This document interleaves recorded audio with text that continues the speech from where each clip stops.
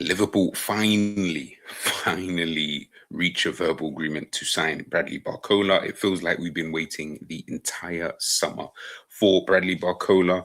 Now he's going to be here. Don't know what his number will be. I don't know, when he's going to officially sign. I do believe by the time this video drops, we should be getting the pictures and coming in for the medicals and all of this, all of these kind of things, right? So hopefully we'll get all of that sorted, by the end of the 28th of August. So yeah, happy. He's a good player. Definitely wanted Liverpool to sign. I felt like we needed like an upgrade in, that position. So it's going to be interesting to see how he obviously integrates into the squad, how Iraola is obviously able to use him, how he connects with players like Isak, with Florian Wirtz, and, Milos Kerkez, if he plays down that left-hand side. Heck, he might even play down that right-hand side, so how he connects just with the team in general, how the team uses, his kind of skill set. You're talking about an insanely quick player, a player who can obviously get in behind defenses. He's got good technique, good dribbling ability. Yes, finishing much to be desired, if I'm being totally honest with you. I have seen him, miss chances that you do think to yourself, whew, yeah, I can see why you don't necessarily, start in the big games. I can see why maybe you're not, would I say, somewhat trusted in these kind of big games, but you do bring something to the squad. And in a squad like PSG, and I think this is where we've got to differentiate, between the two. Liverpool are not PSG. No one is, ultimately. No one has the kind of depth in attack that these guys have. You're talking about having a Ballon d'Or winner. You're talking about having, one of the brightest, probably one of the best French young players around in Désiré Doué. And then you're talking probably about, I would say, top two, if not the best left winger, on the planet at this current moment in time in Kvaratskhelia. So it's always going to be difficult for him, to be able to kind of break into, that kind of squad. Obviously, these last couple of seasons, PSG have won, back-to-back Champions Leagues, back-to-back League 1s, and he has played, and he has come on in some of those games and really made a difference. I do remember, I think, a game against Chelsea, I believe, playing in that game again, good enough performance and stuff like that. So yeah, you're talking about a good player here, so the context is you're coming to a team like Liverpool. They don't have the quality or the depth that PSG does have, so yes, there is that side of things, him coming into the team, coming into the squad. Is he going to be able to, play all these 90-minute games and be actually trusted? What does that kind of look like for Liverpool? How much can you actually trust him? Will he need to rotate? So many different questions. Let's wait and see. Let's wait and see, man. But like I said, it's a good signing for Liverpool. Do you know what I mean? This can't be seen, well, price-wise, yes, but in terms of just as a player, I can't. There's not any negative from me, and that's saying something, but there's no negative from me in regards to actually signing, Bradley Barcola, man. But yeah, so obviously, it's 100 million plus add-ons, which probably looks like it's going up to 140 possible total package for PSG. Like I said, it's just taking time. It has just taken so long that there isn't the, but well, for me, I can't speak for everybody. People are they're gonna decide how they want to feel, right? But for me, there's just that excitement has just totally gone, completely gone, because had this been done a lot earlier, a lot sooner, or even, let me not even say a lot sooner, you could still do it. You could have still done it now. And listen, we've still got a lot of the well, I say a lot, we've got a little bit left of the transfer window, right? So Liverpool could still go out there, sign whatever players that they're going to sign, and then the squad just looks better. I just think because of the timing of everything, and again, when I'm not psychic, I haven't got a clue what Liverpool are going to do, how they're trying to do it, etc. But because of everything that's happened this summer, Liverpool's squad is very thin in terms of the quality and in terms of the depth. I did read something earlier on this week in regards to Liverpool are kind of looking for quality over quantity. Now, I don't have a problem, necessarily with that. The problem is you've let quite a lot of the quality go to other clubs. And then you've bidded for players like, Ismail Assar and Minter. And I'm looking at that thinking, they're not bad players, but are you, again, that's more quantity for me more than it is the quality. So if you are looking at quality over quantity, it's just not really matching up at this current moment in time. Again, listen, Liverpool might pull out, I don't know, Pedri for all I know, come the end of the window. But until then, and obviously up until now, in terms of how we can actually judge it, there's a lot of players who have gone who I would have said is quality. Maybe Liverpool don't agree, and that's absolutely fine. But we are reaching that kind of stage where you sign a Bradley Barcola, for over 100 M's. It's another £100 million player that, you're getting in, through the door. This adds pressure, first and foremost, but also everybody's trying to, we're all, myself included, we're all combining this together. You've not really sorted out the squad. You've got a new manager, and the team still looks, quite poor, in certain facets of their kind of game. It just doesn't, it's almost like it just doesn't feel right. Hence why, again, just for me personally, when I do look at this, I'm like, brilliant. The deal in itself, like the player in itself, brilliant, happy, got him in, we're good to go. With everything surrounding it, does this push everyone's rating for how Liverpool's transfer window, has gone so far? I mean, for me, not that much. Maybe we've pushed it to like a 4, kind of thing. But to even call it average, Liverpool still need to, get in maybe a signing or two, in certain areas, and actually show people that they're trying to be a squad that's trying to challenge in some way, shape, or form. If not, then I guess we've got our answer, right? Then we know going into the season, okay, you're maybe not trying to do that. If it happens, that is a different story, right? Because things can happen. As we saw, Liverpool only signed Chiesa and still won the Premier League. So these things, of course, can happen. But if you're saying you're only signing in a Bradley Barcola, obviously Jeremy Jacquet and Araujo and Victor Munoz, you look at those signings as individuals, but then you look at that in the context of the team with letting players like Curtis Jones obviously go, Ibrahima Konate obviously going on a free, all these kind of things. Yeah, it tells its story. It does, in my opinion, it does tell, kind of a story. So listen, we'd have to wait and see in regards to that. But yeah, let's just see. But as I said, Bradley Barcola is a very, very good player. So there isn't any beef, necessarily on my end, especially in the summer when you've had players like Morgan Rogers, Yandi and Monday go for such high fees, to other attackers as well. And this is kind of how he compares, with those kind of players there. You can kind of see, it says here, look, 1 GA every 111.3 minutes for Bradley Barcola. For Morgan Rogers, it's 1 GA every 161.8 minutes, and then Yande Monday is 125.6 minutes.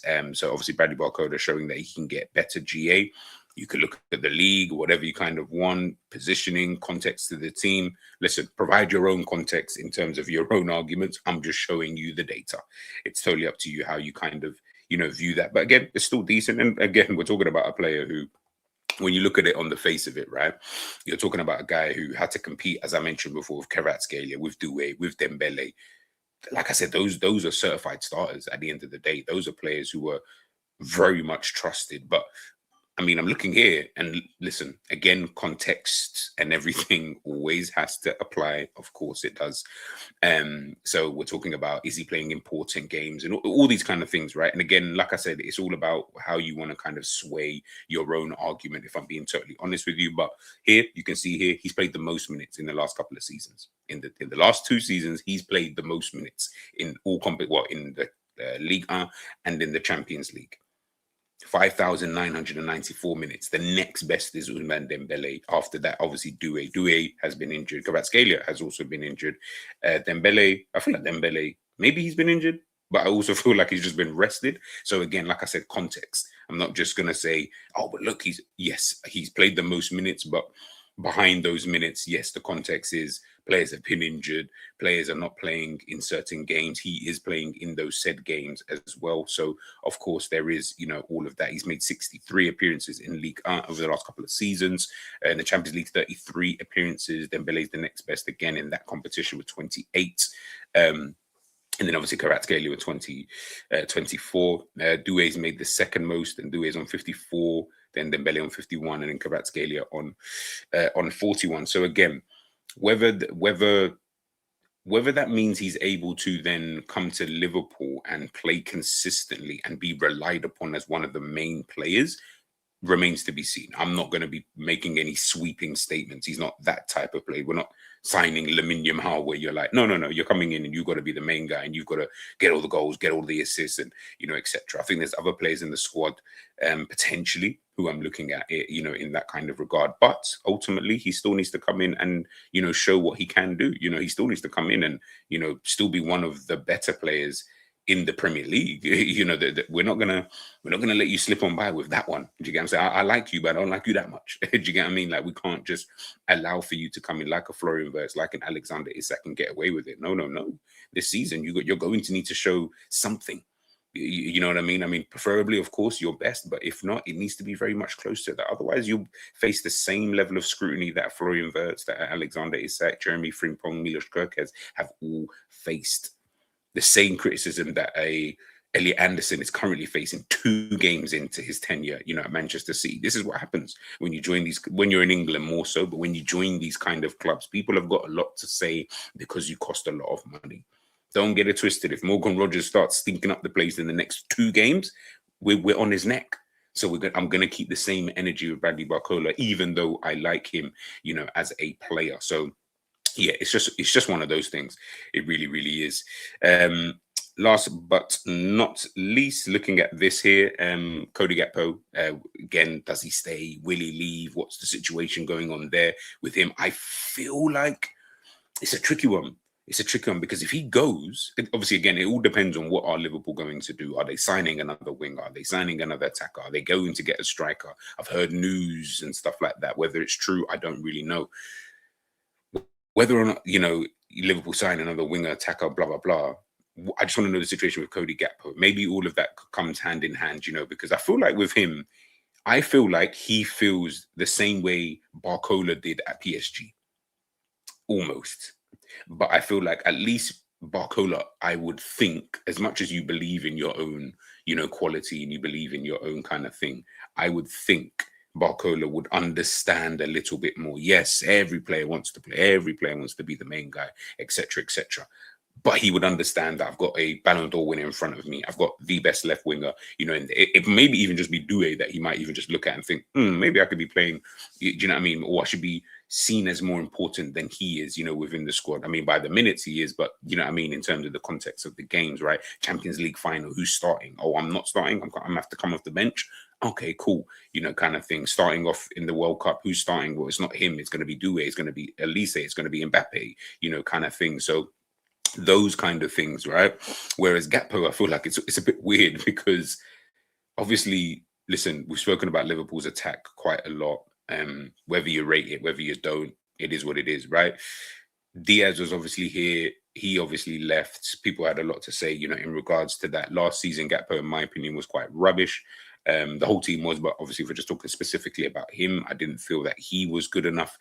Would I be calm with him leaving? 100%. And I just don't feel like he probably feels that much valued anyway, especially when you got deep here, right? Liverpool have been trying to sign someone in your position for quite some time. do you get what I'm saying? Like, this ain't like, oh, randomly Liverpool signed Barcola. No, it's one of those, So how would you then feel? Yes, we can do the whole, but you got to compete and yeah, but players need stability. Players need to know that you actually trust them. And when you're publicly going out there, and you're trying to sign someone, especially for the amount that, remember, you're not signing a Munoz, for example. Like, if Liverpool just signed Munoz, I don't think Gakpo will look at it in that kind of way. But you go out there and sign Bradley Barcola. You go out there and sign a player who's just won back-to-back Champions Leagues, been a part of a French squad that finished, 4th in the World Cup. I don't know. You're going to start looking, in my opinion, at things a little bit like, okay, you keep saying you trust me, but I'm not really seeing it, kind of thing. So, and obviously, if Liverpool get in 2 new attackers, then you're really changing the entire attack, and it's all going to be new. So you haven't really got anybody in there who really knows Liverpool or anything like that. These are the kind of conversations, that you've got to kind of have, between Gakpo and the club. Maybe they've already had them. Maybe they already know what the situation is. And well, no, maybe they do know what the situation is. We're just kind of looking at it from this kind of side. But I'm intrigued. I am intrigued to see what happens there. Listen, the more the merrier at the end of the day, innit? But like, I don't care if you've got 6, 7 attackers. Do you get what I'm saying? As long as you can keep rotating, keep telling you these squads that can just rotate, but the quality level doesn't drop off. Those are the squads that go on to do well. The ones that it looks all like, I'm not even saying you can't have a front three. Obviously, PSG had a front three, but guess what? You could still bring in a Gonzalo Ramos. You could still bring in a Bradley Barcola, kind of player. You can still bring in these type of players. They've now got actually Ushmika Gotza, Ferran Torres in the squad while still having, Dembele, Kvaratskhelia, and Doué. That's 6 attackers that they've still got there. And if I'm being honest, all 6 can play. I don't think anyone's, obviously form is going to dictate a lot of things anyway, injuries and stuff like that. But if you looked at any of the 6, I'm not stressing over any of them. Did you get what I'm saying? Whereas, with Liverpool, I always feel like it's like, yeah, you've got your 3, or in this case, you got your 2 or your 1s, but then that's it. You're looking at the bench, you're like, I don't even want him to play. You got players like Kumas and that on the bench. Like it's crazy. It's really, really crazy. So yeah, I'm intrigued. I am very much intrigued to see, what happens. But listen, please, man, let me know your thoughts. Let me know your thoughts in regards to this Bradley Barcola stuff. Are you happy? Is it one of those cases? Is it one of those things where we are generally just looking at it thinking, because we've waited so long, listen, I don't care about all of that. You signed him, great. Let's move on now. Do you know what I mean? Let's get the rest of, the business done and dusted. If so, listen, I do not blame you. I totally understand as to why you would think that as well. But let me know your thoughts in the comment section, people. Let's see what happens. Let's see what happens in regards to Liverpool and the rest of the transfer window. Bradley Barcola reaches a verbal agreement to sign for Liverpool Football Club. Here